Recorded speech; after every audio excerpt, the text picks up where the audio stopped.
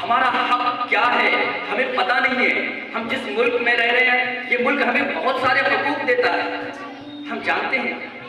ہمیں تو یہ بھی پتہ نہیں ہے کہ جو ہمارا بنیادی حق ہے اس ملک میں وہ کیا کیا ہے. جبکہ ایک انسان کو پتہ ہونا چاہیے اس کی ضروریات کیا کیا ہے.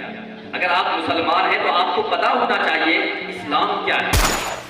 آپ اگر کلمہ شہادت پڑھنے والے ہیں، لا الہ الا اللہ محمد الرسول اللہ کو آپ نے اگر اپنے دل میں اتار لیا ہے تو 100% آپ کو معلوم ہونا چاہیے کہ اس کا مطلب کیا ہے، اس کلمے کا مقصد کیا ہے، یہ کلمہ کیوں ہمیں دیا گیا ہے، کیوں اس کلمے کی وجہ سے لاکھوں کروڑوں لوگ اپنی جان گنوا چکے ہیں، کیوں اس کلمے کی بنیاد پر ہمارے دشمن روز بروز بڑھ رہے ہیں، کیوں اس کلمے چھوٹے سے کلمے کی بنیاد پر ہمیں مارا اور پیٹا جا رہا ہے. ہمیں معلوم ہونا چاہیے شریعت کیا چیز ہے، ہمیں معلوم ہونا چاہیے شریعت کا دائرہ کیا ہے، اس کے حد کیا ہے.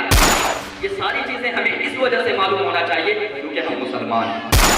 ورنہ پھر ہمیں صوبہ نہیں دیتا، ہم پر جچتا نہیں ہے کہ ہم لا الہ الا اللہ کا اقرار کریں اور خود کو مسلمان کہیں.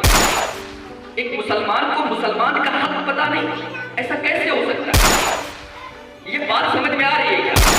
آپ مسلمان ہیں، آپ ایک عورت ہیں، آپ کو اپنا حق پتہ نہیں، اپنے بارے میں آپ کو معلوم ہے. یہ دماغ میں آنے والی بات نہیں ہے، عقل میں یہ سمانے والی بات نہیں ہے. اسی لیے سب سے پہلا جو ہماری سوچ ہونی چاہیے وہ یہ ہونی چاہیے کہ ہم ہیں کون؟ ہم ہیں مسلمان. پھر کون سے مسلمان ہیں؟ ہم بھارت کے مسلمان ہیں، ہندوستان کے مسلمان ہیں، ہم انڈین مسلم ہیں.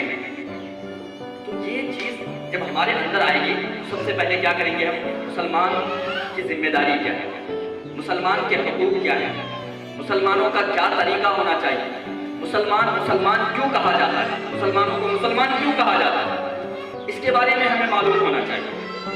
پھر ہم بھارت کے مسلمان ہیں، ہمارے کیا حقوق ہیں، یہ دیش، یہ ملک، یہ جو کنٹری ہے ہمیں کیا دیتی ہے، اس کے بارے میں ہمیں مکمل جانکاری ہونی چاہیے. جو بنیادی چیز ہے کم از کم اس کے بارے میں تو ہمیں ہر حال میں پتہ ہونا.